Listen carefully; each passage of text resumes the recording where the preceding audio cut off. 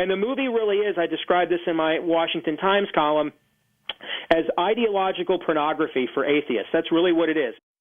It's Channel Mom with Jenny Dean Schmidt. We're here for you. Look, let's just be honest. It's about our popular culture. It's what's going on in the popular conversation. I don't want to be knee-jerk and just because I'm on Christian radio say, well, that Noah thing is just completely unbiblical, and so we don't approve of it here at Channel Mom. Well, I don't know. I haven't seen it. Now, I have read various commentaries, one of which was quite surprising. So I want to advise moms out there, dads out there, kids out there, what they're getting into when they go to this movie. So we're going to play a quick clip from the movie Noah, and then we're going to bring Steve in to chat about it. What did he say? He's going to destroy the world. A great flood is coming.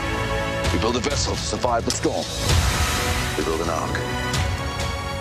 Now, that sounds fairly innocuous and fairly biblical, frankly, but I'm curious to see what Steve has to say because he's seen it. I didn't want to pay for the movie ticket and support them if it wasn't any good. I wanted to hear from him first. One thing that I want to say before we launch into this Noah movie, there are a lot of critics out there, and I'm interested to hear your criticism, but I want to tell you one positive.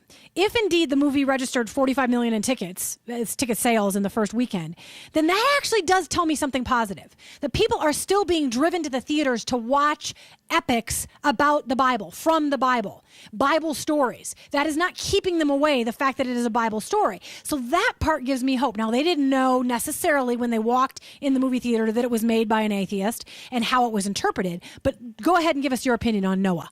Well, if you think that's a positive, then what it did this weekend, I think, is also a positive. It plummeted over 60% this week, and it's looking like it will not even make back its budget here domestically. The movie will flop, and it's because you are correct. People are starving for entertainment that is well done, that taps into the truths and foundations that Western civilization and this country were founded upon. And I think they thought they were going to get that from Noah. If you look at the marketing, they talk a lot about that.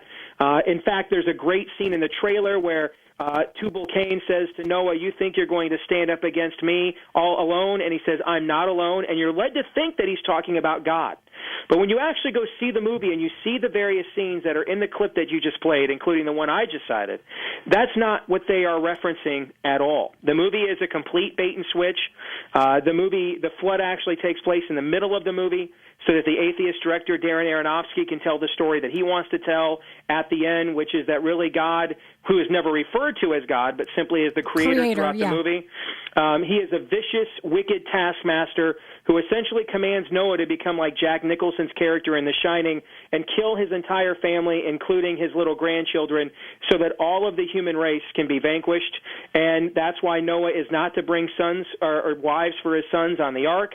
When one of his daughter-in-laws become miraculously, his lone daughter-in-law, who he thought was barren, becomes miraculously fertile, courtesy of a magic bean from Methuselah. And no, I'm not making that up. And she becomes pregnant on the ark. He vows to infanticide his own grandchildren, and this is what he says God wants.